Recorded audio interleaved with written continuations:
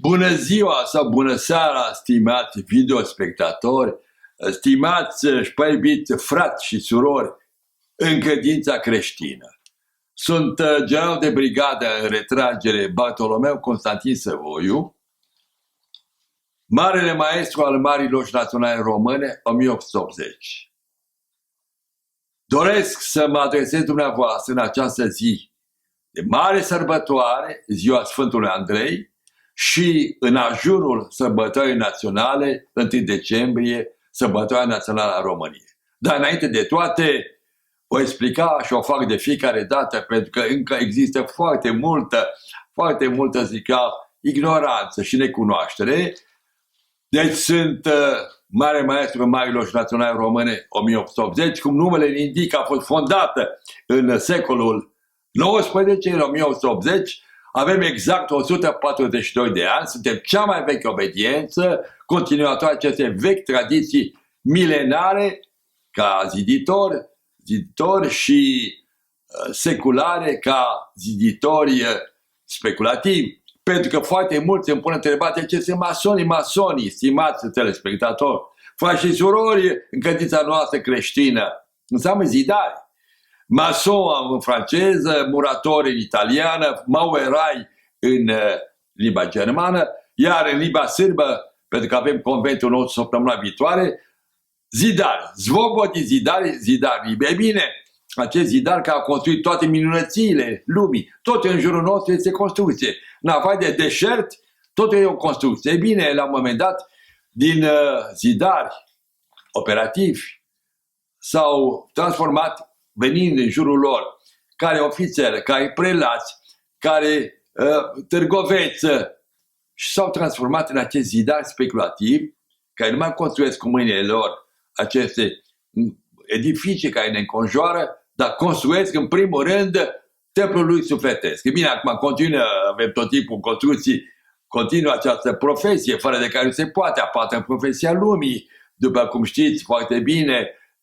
Primii au fost acești culegători, după aceea, fără îndoială, au urmat vânătorii, cultivatori și, în sfârșit, zidarii, constructori. Ei bine, ei continuă în jurul nostru. Nimic se poate fără construcție, iar noi continuăm această cale operativă, care nu mai există operativă, noi continuăm calea speculativă a construirii unui templu sufletesc. Ei bine, de aceea, am avut foarte multe mesaje care și-au exprimat acordul și chiar felicitarea pentru a lua pe poziția că am luat-o de apărare, în primul rând, a țării noastre. Masonia, iubiți frați și surori, doamnelor și domnilor, sunt în primul rând oameni în serviciul lui Dumnezeu și al țării. Nimic nu se poate face fără Dumnezeu și de aceea vreau să vă spun că este foarte important să reprezentăm cine suntem și ce dorim.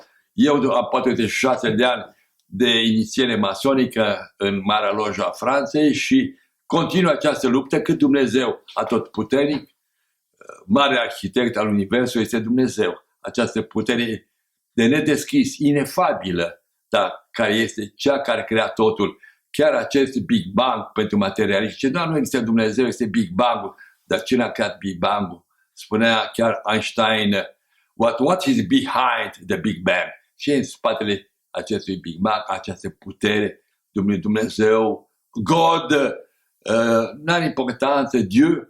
Noi însă suntem convinși că totul e creat de acest extraordinar putere, de aceea vedeți, la această zi, eu am tot timpul altarul lângă noi, Sfânta Maria și Dumnezeu care ne ajută.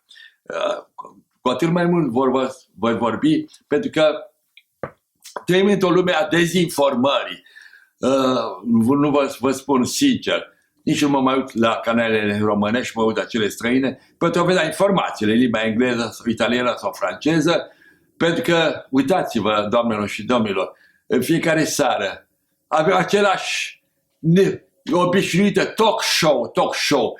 Sunt cam vreo 2-3 duzine de personaje care, vedeți, la 2-3 televiziuni, se plimbă de aici colo, aceste personaje extraordinare care avem noi, care știu totul, știu istorie, știu geografie, știu politică, știu artă militară, îi văd pe toți care își dau cu păreri, parcă ei ar fi în capul lui Putin sau nu știu cui. Deci toate aceste, pe undeva, uitați-vă câtă dezinformare, câtă prostie avem, de aceea repus să mă mai uit, pentru că sunt dezamăgit aceste personaje care nu mă mai interesează și care vedem de altfel peste tot, par zic așa, lefegii acestor canale de televiziune. E bine, de aceea eu vă spun, da, general Bartolomeu Constantin Săvoiu, mare maestru mare al Loja Națională Română, 1880, sunt un om liber, care are numai doi stăpâni, Dumnezeu și patria mea. Până ultima suflare, gorjan, oltean, român, mă voi lupta pentru această țară. De aceea,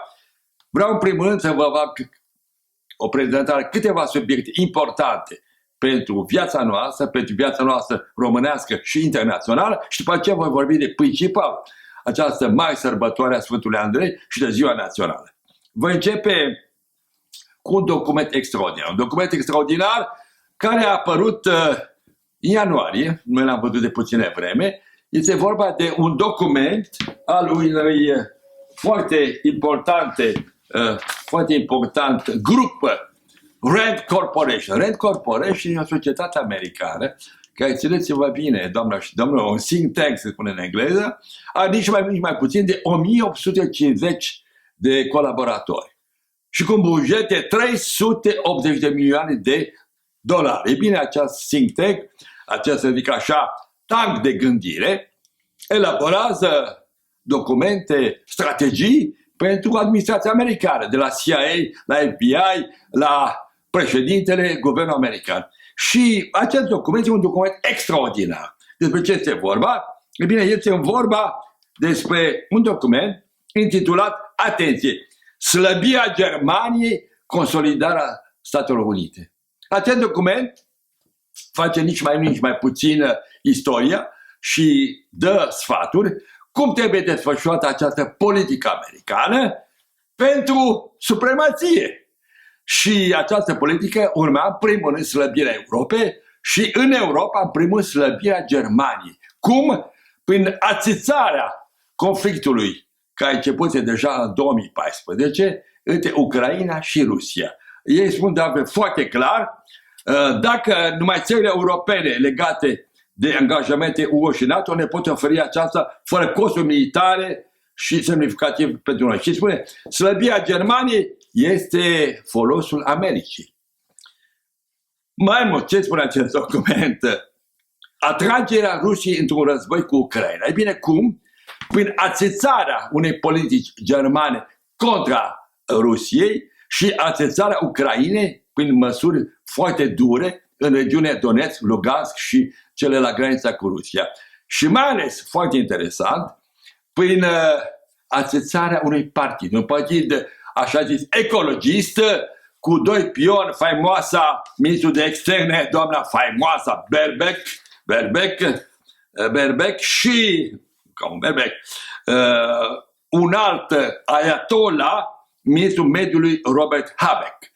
Ei bine, ei sunt cei mai înverșunați partizani pentru lupta cu Ucraina și aceasta va aduce, spun ei, nu numai că va oferi o lovitură devastatoare economiei germane, faptul de a interzice importurile rusești și întregii economii europene, însă vor aduce beneficii economiei americane de între 7 și 9 trilioane. Vă închipuiți să provocăm războiul Ucraina-Rusia, pe ruși ca să intre, ca să putem pune mâna pe putere. Este extraordinar cum această strategie americană, bine, este pusă în aplicare și vedem în jurul nostru cum țările NATO, într-un singur chorus, război cu acest domn fost actor care este președintele Zelenski. Aceasta mă aduce imediat, ați văzut această strategie acestui președinte ucrainean, cu puține vreme în urmă, faimoasele,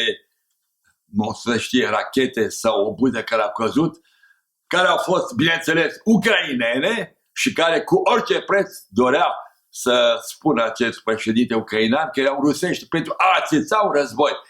Până la urmă, adevărul a ieșit, însuși Biden a recunoscut că sunt de proveniență ucraineană, deci această stratagemă nu a reușit. Cu orice preț, război, NATO, ca noi să plătim factura pentru acest președinte ucrainean. Și aceasta mă duce imediat, fac legătura cu ce s-a întâmplat cu puține vreme în urmă, unde în Bali, e bine în Bali, faimosul G20. Ați văzut că, cum spune multe ea și o piesă de teatru, mult zgomot pentru nimica. E bine, altă expresie cunoscută în franceză zice, la montagne a accouché d'une souris. Multele a născut un șoricel. Mult zgomot pentru nimic, pentru că nimica de viabil pentru noi, pentru economia noastră și mai ales pentru pacea lumii nu a fost făcut, dar ce interesant, că la această idilică și frumoasă destinație, Bali, ați văzut dansuri frumoase, peisaje frumoase și mai ales un climat foarte plăcut, e bine, amintiți-vă, toți președinții veneau acolo cu aceste frumoase cămăși indoneziene. Două personaje care le voi califica de malefice. Ce căutau acolo? Faimosul Klaus Schwab, acest malefic personaj, creatorul numai puțin faimosului Forum Economic de la Davos, unde timp de 51 de ani picure o travă cu o travă această criminală nouă ordine mondială și numai puțin faimos, la fel de malefic, Bill Gates. E bine, amândoi au venit acolo ca și cum fi ei șef de state, dar mai mult decât atâta sunt acești păpușari care trag sforile pentru a spune ce? E bine, trebuie ca noua ordine mondială să fie implementată și trebuie ca marea resetare să fie adusă la bun sfârșit. Reamintesc, pentru că constat în jurul meu încă mulți oameni nu știu. Doamnelor și domnilor, stimați videospectatori, ce este această nouă ordine mondială? Este faimoasa teorie pusă în practică acum, criminală, care de zeci de ani deja e în mintea unor personaje bolnave, că lumea trebuie mișorată. Suntem 8 miliarde, eram 8 miliarde în 1945, eram, 2 miliarde,4, suntem acum 8 miliarde, 77 de ani mai târziu. Și e bine, ce spun aceste personaje? Și vă rog foarte mult, intrați pe internet, cumpărați această carte, New World Order, noua ordine mondială, este în limba engleză, faimosul Klaus Schwab, la pagina 105. Vă repeta tot timpul, până mai mulți vor da seama. Spune clar, trebuie să mișorăm lumea, să o mișorăm, să ajungem la 2 miliarde din 8 miliarde și dă cele 3 metode, război, pandemia și foamea. Războiul a fost început, ați văzut deja cu Ucraina, foamea există deja, penurie, mai vorbit de Africa și Asia și pandemia provocată de un virus pus pentru a distruge această veche Europa. Pentru că, din păcate, distrugerea s-a făcut mai ales în Europa, cea mai mare mortalitate, nu în Africa și în Asia. Aceasta mă aduce, bineînțeles, la altă mare întâlnire între ghilimele, care a avut loc cu tot în câteva zile în urmă, la Sharm el-Sheikh. Deci, altfel spus, la fel, mult zgomot pentru nimica, ecologie, a permis la multe organizații de stânga să apară, să manifesteze, să se lege în lanțuri sau să se pune pe pământ, multă comedie pentru multă prostie. Rezultatul de seama nimica, pentru că marile puteri vor continua să polueze atmosfera noastră, începând cu Rusia, cu China și cu Statele Unite. Deci, încă o dată, câtă dezamăgire, câte milioane, zeci de milioane cheltuite pentru nimica. Și voi termina, spunând acum, că observăm foarte multă publicitate și foarte multă înșelătorie. Pentru aceasta trebuie cu toții să ne dăm seama și să fim conștienți că suntem într-o lume, o lume a dezinformării. Voi termina această introducere cu evenimentele importante ale zilei, fără a uita că a avut loc și ieri o reuniune importantă a NATO în România, vom mări foarte bine trupele NATO în România și vom plăti mai mult, că suntem o țară bogată, avem de unde să plătim, nu avem toate școlile foarte bine, suntem în sănătate, economia, tot e perfect și de aceea vom cheltui încă miliarde, nu că sunt contra trupelor americane, sunt încântat. Tatăl meu a fost întotdeauna un admirator al Americii, de aceea și a fost arestat în 1948. Dar nu doresc ca această politică americană distrugătoare a democrațiilor neocomuniști să fie aplicată, această nouă ordine mondială, această încleștare a României în cheltuieli care ne depășesc. Și mă duce imediat la subiectul important, da, ziua Sfântului Andrei, mare apostol Andrei, cel care a fost fiul, care a fost fratele lui Petru, se numea Protoclet, cel care a avut primul chemat. El a fost primul care a înțeles pe Iisus Hristos, care menirea de Fiul al Domnului și el a adus de asemenea și credința noastră creștină în meleagurile românești și în Orient. De aceea se vorbește că Petre este creatorul Bisericii Occidentale, el a mers spre Occident, spre Roma, iar Andrei spre Orient, Biserica Orientală. Bine, doamnelor și domnilor, în această mare sărbătoare, mai mult ca niciodată, avem nevoie credință, nimic. De aceea vedeți lângă mine Biblia și în engleză The Holy Book, este Cartea Sfântă, Holy Bible. Nu se poate nimic fără credință. Cine vă crede, cine vă spune și crede că se poate fără Dumnezeu, greșește. Toate imperiile bazate pe minciună, pe ateism, au căzut și vor cădea din nou. Vrem o lume în care Dumnezeu atotputernic, El e creatorul nostru, El ne duce pe calea cea dreaptă. Și imediat legat de aceasta, voi vorbi, suntem în ajunul mari sărbători naționale, în care, după secole de opresiune și frumoasa noastră Transilvanie a fost realipită noi în 1918 pe 1 decembrie. Mai mult ca niciodată, Sfântul Andrei pe 30 noiembrie, cotitorul României, și 1 decembrie, unitatea națională. Doamne și domnilor, nu vă lăsați înșelați, nu vă lăsați duși în eroare de toți ticăloșii care vorbesc în dreapta și stânga să distrugă această unitate națională. Nu vom lăsa niciodată ca o bucată, o fâșie din pământul României să fie furat de oricine. Nu vom lăsa și vom lupta până la ultima picătură. Nu mai există, România este unică și indivizibilă. Avem nevoie de unitate, mai mult ca niciodată. Avem nevoie de iubire de țară, iubire de Dumnezeu și împreună.